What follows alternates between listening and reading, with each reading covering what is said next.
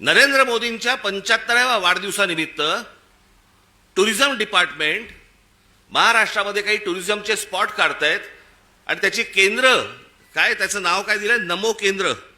पुणेरीवर, रायगडावर, राजगडावर,